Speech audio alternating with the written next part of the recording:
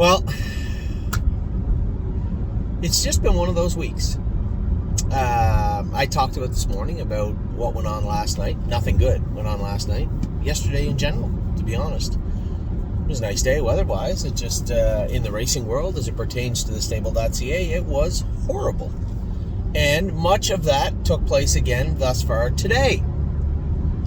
Got up today. We had some horses to train. I guess the trainers trained okay. We had some horses to train, and we had some babies to go in sets. Now, I knew that today was going to be challenging because the blacksmith was there yesterday and, was hacking away. It's 4 weeks yesterday, so for a lot of them, and, anytime you shoe young trotters, any trotters for the most part, anybody that knows me knows that I hate shoeing horses in general close to the race. For our race horses, I would rather shoe them the day after they race than shoe them the day before, which is weird because I've known some pretty good horse people that are blacksmiths. Callie Rankin was one. He would shoe them the day before or the day of, which I never understood, but anytime I tried that, the horses were terrible. So we try to shoe them quite a ways away from the race, and even when it comes to the babies, we just didn't have an option. This week it was either yesterday or today after they trained. I did want to open the flip-flops up on a lot of the horses. I did want to make some shoeing changes on Flash Fly and Insider Trading, but to do that, you had to shoe them. So, not a great day top to bottom. I mean, some of the good horses that have been great throughout, no matter what, have still been great. Winter Bells was great. Lonely Lakewood was great. Time Is on My Side was great. Flash Fly was great. Punch the Clock was superb today. Watch Your Mouth was good. George of the Jungle, great bet. And Insider Trading, she had made a break in the first set. I opted to go again with her because I immediately recognized what was going on. That was just her feet were a little sore, and probably if we went again with her in set 4, all would be well, and I was right. But set 4 even was such a dog's breakfast that that it was hard to tell. But those names that I just gave you were virtually the only ones that did their work perfect today. Now, that's not fair. Some did their work. You know what? Let's just get into it. First set, I was slated to go with Flash Fly, but Easy in the Turns was not cooperating in the warm-up, and I told everybody, hey, I'm going to go with this filly one of these days. I said, okay, today was that day. So I pulled up, and Amy and I just switched horses. She went with Flash Fly. I went with Easy in the Turns. Now, Easy in the Turns, to me, felt a little bit off on her knees, which is concerning. We've already had them addressed once. And a little bit left hind. Now, remember I've told you guys that when you have horses that are off up front, they have to load that extra weight. And what I see from that left hind, I almost guarantee you, knowing the muscle mass breed, we've had a lot of them, knowing the muscle mass breed, their knees are always susceptible. We had problems with even Tipsy and Dixie training down as a 2-year-old. She was a very good filly for us in the grassroots program. We've had a number of pretty nice muscle mass fillies. The filly we sold to Luke Blay, again, this time of year, we were toying with putting hobbles on her. She was making mistakes. So this isn't new for the breed or for us this time of year with the muscle masses. How can we mitigate that? Well, first off, we have to see the severity of the knee issue. Is it just immaturity, which it likely is? Okay, we can deal with that. We haven't had an opportunity to get her over to the vet this week. So I'll reach out to Dr. McKee and see if we can get her fluoroscoped. I suspect what we're going to find is her knees are open and third carpal changes, so they're bothering her. There's some growth there. Probably going to have to back off a little bit with her, I would imagine. And because of those knees being open and bothering her a little bit, it's caused some strain and some soreness in that left hind, more particularly up her stifle. I'm guessing that is what we're going to find. But that wasn't the biggest issue with her today. She made a break down the backstretch. I thought it was mechanical, but as we got back to the barn, I realized it wasn't. She had a lot of mucus pouring out of her. No signs of sickness. Now, she's the weirdest kind of horse because it doesn't seem to matter what's going on with her. She eats. And she had a lot of mucus coming out of her, and even some flecks of blood in there. It didn't look nice. The vet Dr. Grosenbacher was over at another barn, and I said, hey, would you mind coming and scoping her? He scoped her. She was full. Just a bit of a mess in there. So looking at the issues with her knees and her left hind, and now looking at an added an added wrinkle, which is that mucus, I think it's probably going to make the most sense to, one, fluoroscope the filly to make sure there's no OCD somewhere, which I don't think there is. There might be in that left hind, but I don't think there is. And more importantly, get that airway and that throat cleaned up with that filly. Where are you going there, big fella? Okay. And I think that's the best course of action for her. I know there's going to be a lot of people out there saying, can we do this? Can we do that? I need everybody to understand, just pump your brakes. When the filly's starting to tell us, hey, she's not moving forward the way she should, okay, stop and figure out why. We're going to take her to the vet, we're going to get looked at, but truthfully speaking, when I look at the entire body of work that is Easy in the Turns, I think it's probably best if we just give her 2-3 weeks going easy, minimum. And if there's anything found in that fluoroscope, address it. If she needs more time, then it may be time just to give her 4, 5, 6 weeks off and focus on the latter part of the summer with Easy in the Turns. And that is a distinct possibility of what will take place. I know that may not be what a lot of people want to hear, and I know a lot of people are just saying, well, I want to see her race, I want to see her race. She doesn't care what you think, nor does she care what I think. She is going to do what she can do on her timeline, and it's up to us to make sure we don't push her too far past that timeline. You push her too hard, you're going to end up with an injury that you don't want to deal with. Right now, what we have is a filly that just is in limbo, not doing her work. The gait was nice up until the point she made a break. I thought she wasn't bad. You could see her a little uncomfortable up front. You could see the discomfort a little bit in that left hind, but you see that with a lot of babies this time of year. That really wasn't a telltale sign where it's, oh my God, we got to stop. But it was present. So Easy in the Turns, I'm going to lean towards one. Well, I know what we're going to do. We are going to get her a fluoroscope first and foremost, and then I suspect she's going to get minimum 2-3 weeks off and then move forward from there. And that's what's best for her if we want to continue to push. So that's what we're going to do with Easy in the Turns. Flash Fly was great. Amy, I didn't see she got run into at the start, made a break, and then was perfect after that. She said she was trotting great. Don't Talk About Bruno, another horse. Flash Fly did get shod yesterday and was good. Don't Talk About Bruno did get shod and was not as good. He made a break in the last turn. I said to Johnny, Johnny gets so frustrated. I do too. Everybody wants the horses to do well every week, and the reality is they're not. We went through this about, 3-4 weeks ago, where the horses just turned in a disgusting display, some of them. It was just a terrible training day, and this was very similar, very reminiscent of that. Now, I can tell you it was windy, but I'm not giving anybody any exclusion today for it was too windy. I'm not doing that today. At the end of the day, there were some horses that were shod yesterday, and I'm not surprised that Insider Trading was a little wobbly her first trip out there, and then was so good her second trip. That again is indicative of that getting shod close to the race or close to the training set in this regard. Drebin also. We'll talk about those horses in a second. I want to get through the first set. So Easy in the Turns made a break on the front end, halfway down the backstretch. Flash Fly was great. Don't Talk About Bruno. Looked like he was trotting well, and then Johnny just lost him in the last turn.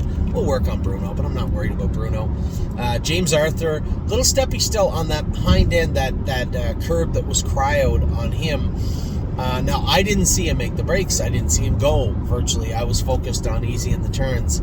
And after Marison, a little steppy behind. So I think what we'll do is put a blister on him again, tighten those hobbles up a hole, and continue to work with James Arthur. There's lots of time for him. He's got lots of speed, actually, this horse.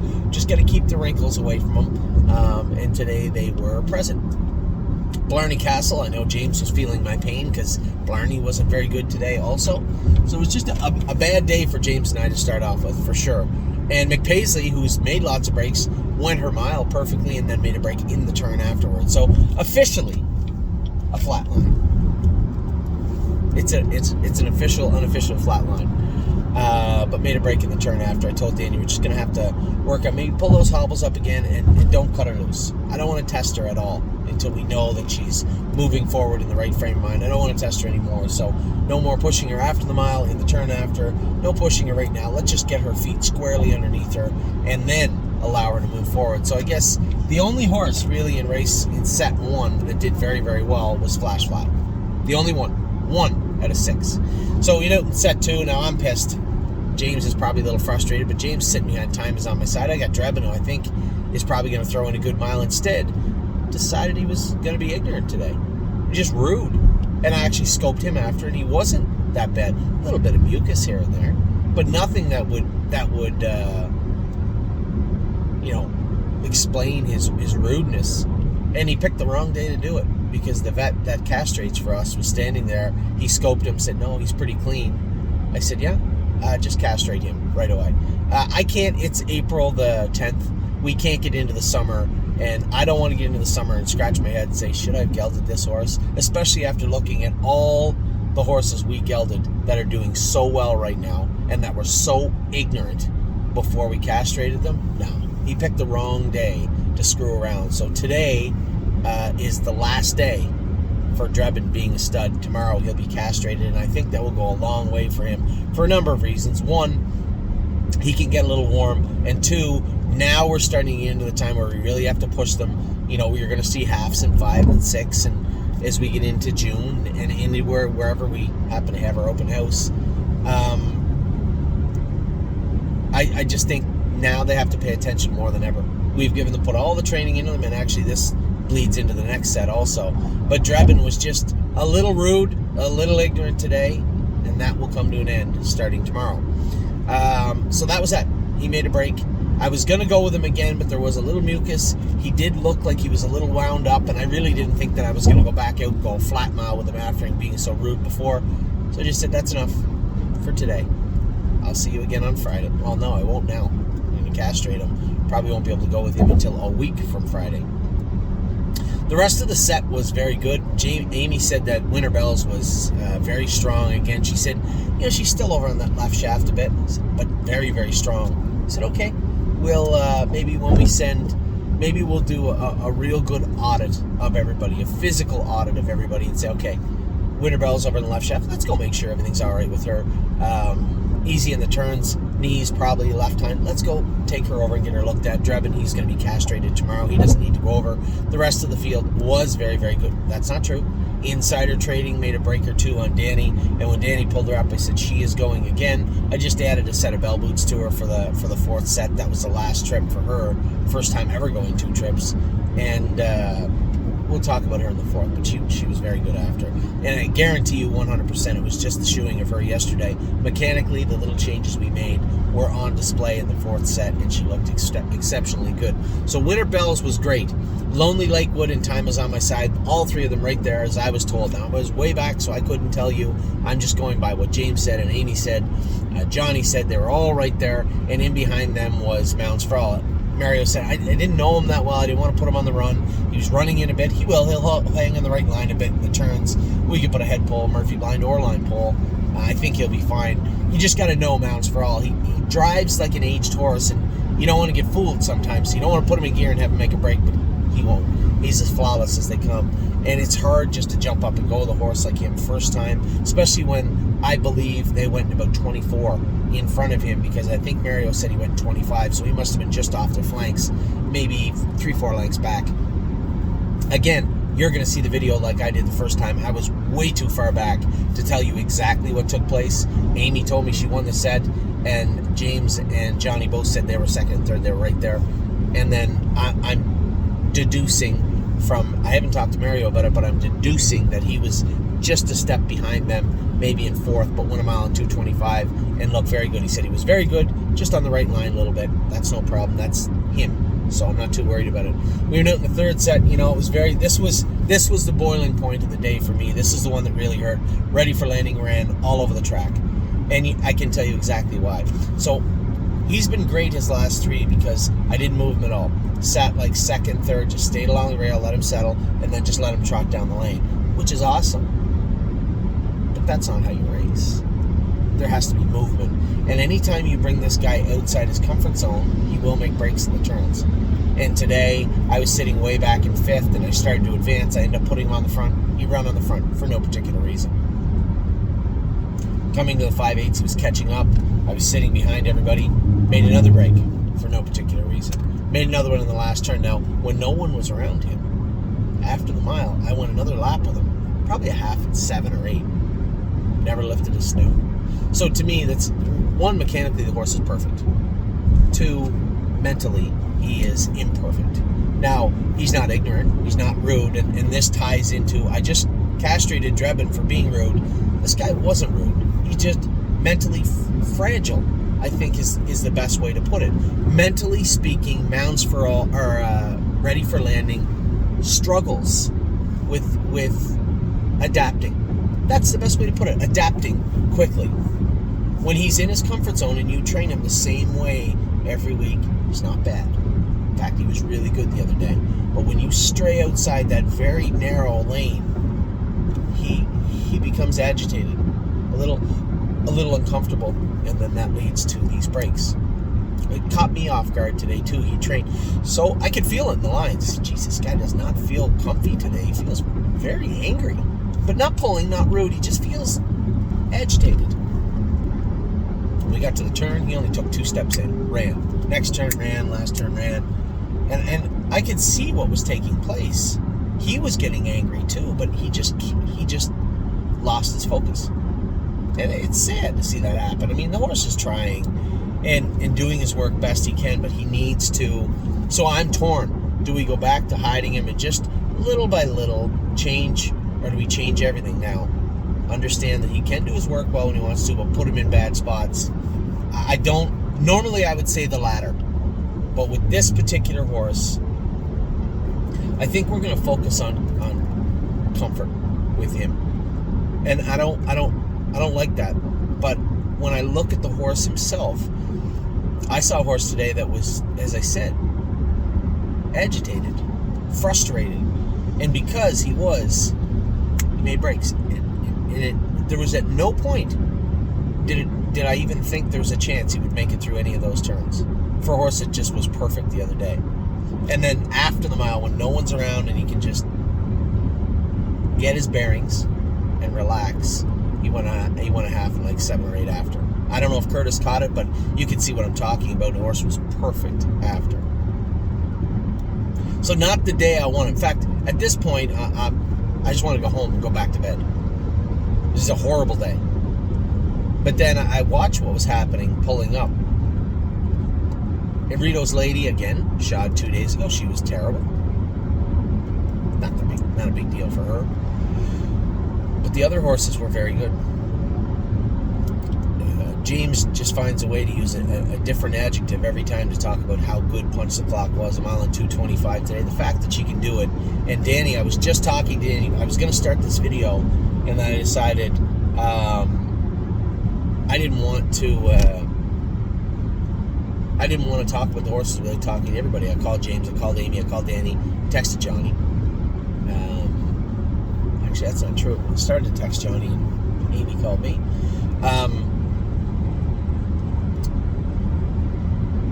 James, I knew they'd gone at 2:25. I knew that Johnny had said George of the Jungle was good after the mile, but I hadn't really talked to James. I was still so mad about how the day went. I hadn't talked to James yet. I hadn't talked to Mario about Watch Your Mouth.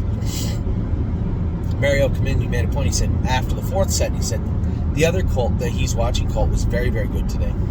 He's watching would be Watch Your Mouth, which was good. So that made me ask James, hey, how was Punch the Clock? He said, Anthony, she just toyed with them. She is, halfway down the lane, I got her doubled up, great bets beside me, George of the Jungle's in behind, and she's just itching for me to cut her loose. You'd almost feel her begging for me to cut her loose, and I didn't. I just let her trot through the wire. He said she was very, very, very strong. So here I am on the run all over the track with Ready for Landing. I'm angry. I'm not even I was angry at Drebin. I'm not even angry at Ready for Landing. I know what he's doing. I can see what he's doing. He's just really, really unsure of himself today. Really uncomfortable. I put him in a position he was not I put him in a position where he was not super comfortable, and he came unglued. I'm not angry at him. I'm trying to figure out, how are we going to cover so much ground with this horse? How are we going to teach him everything before he's supposed to be racing? The speed isn't the problem. That's where we're at with Ready for Landing. So all of this is going through my head. I've just had the conversation about the vet castrating Drebin. Time is on my sides on the break. I said, put her in the 4th set. I'll go with her. Ready for Landing's made a break. I myself am about to come unglued in the barn. I was happy to hear how great Punch the Clock was. George of the Jungle was great. Great Bet looked good again. Continues to make big gains. Watch Your Mouth was good. Really, in that set, the only 2 bad are Ready for Landing and Rito's Lady. Both of them had reasons. I knew what was going on, was ready for landing. Wasn't happy about it, but I knew what was going on. And Rito's Lady was just shod. Turn the page. Fine, let's go with the fourth set. I'm going to go with Insider Trading in the fourth set. Amy's going to go with Halley in the Clouds. Danny's going to go with Widespread Panic. Now, Widespread Panic also, here's a horse that has never been away from Northfield Park. First time training here. I wasn't really comfortable letting anybody go with him, but I wanted to go with Insider Trading to see what was up. I already knew, I was 99.9% sure what it was, but I wanted confirmation. I went out there and went with her, and I was just clearing off the lead going out of there. And Seasons of Love made a break. James said a number of things going on with Seasons of Love. So she was really hot on me 3 weeks ago. Trained good, but was really hot. I said, put the earplugs, put the ear hood on her and a snake cord on her. She'll behave. And immediately, did she ever behave? She went from being crazy to docile in 1 minute. Now, James said, I had the hobbles a bit tight on her. He said, but she doesn't need that ear hood and snake cord. For the love of God, she just wouldn't pick the bit up. And I said, that's me. That was my fault because she was hot 3 weeks ago. I said, I'm glad. He said, yeah, she was trotting good at top speed. He said, yeah, you make some changes. You can see there's talent there, but the snake cord and the hood today was very detrimental. I said, okay. Halley in the Clouds. Preston, I asked him sure, and he did, but he took a good 1.5 inches, maybe 2 inches. I don't think he took 2 inches, but a good 1.5 inches. More than enough foot that she was uncomfortable, and Amy did the right thing. She scored her down 2 or 3 times. She said when James made a break, kind of interfered with her a bit, and she made a break. I believe that's what she said. But she said she made another break in the next turn for no particular reason. So I guess we have a 3-horse trailer. We could send Halley over to the vet also, but I think she's already been there, and I don't think there was anything found, and I don't think I've seen any changes in the way she moves or the way she is. I think it was just shooing 100% with her. It was so frustrating, but it just is what it is. J-Port Beach Boy was good. I was on the front. I looked over. I had 5 lengths on them. I'm not waiting for them. I'm going my mile that I wanted to go with Insider Trading. 2:26 last half and 8. Mario said he also paced the last half in 1:08, mile in 2:27. So he started behind me. Remember, I was on the front. He was back a little bit. And Widespread Panic made the break, and Seasons of Love also come back trotting and did her work well after that. So, again, Seasons of Love, or Halley in the Clouds, Widespread Panic made breaks. The only horse of the day, Drebin bothered me. He's castrated. Easy on the turns, needs some inspection. But Widespread Panic, just when I saw me look bad, and when I was talking to Danny after, I said, mechanically he's just not moving properly. I said, it's different coming from Northfield to here, training by himself, being in a set. He said, I'd like to take the head pole off him, and I'd like to take the snake cord out of him, which I hate doing that, but that's fine, whatever. I said, I'll tell you what, he didn't do much training today. You train him tomorrow, and we'll tinker with him and get him on the straight and narrow. Because it means speed-wise, I trained him at 2:23 at Northfield before he left to come back to Ontario. So speed-wise, there's no issue there. I've always said this with this guy. A little bit, actually, like Ready for Landing. There needs to be more confidence. We need to work on his gait. So in that regard, there's not. Ready for Landing's gait is exactly where I want it. Mentally, his head is nowhere that I want it. But we can work on that. So, I can talk till I'm blue in the face. Here's the long and the short of it. An absolutely shitty day training in Toronto, in Ontario. Set 1, the only horse that went good for the most part. McPaisley went her mile. Okay, 2:26. Flash Fly probably went a mile in 2:24. Very good.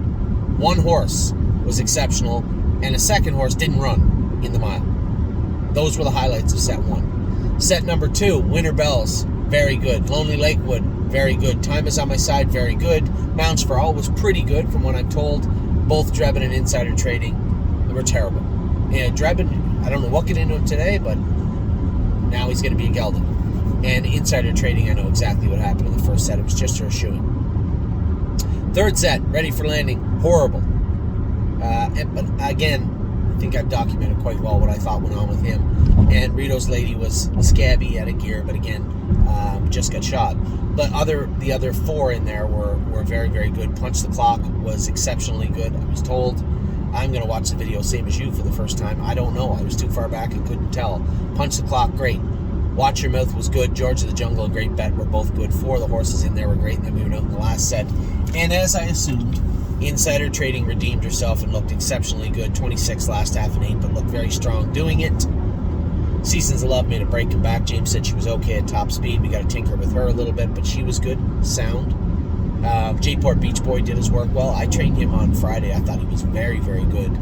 I was a little surprised he didn't catch right up with him, but he said he was good also. The only two bad ones in there are Widespread Panic and Hallie on the Clouds. Hallie, her attitude's still not 100%. But work will take that. But again, the shoeing for her 100% today was the issue.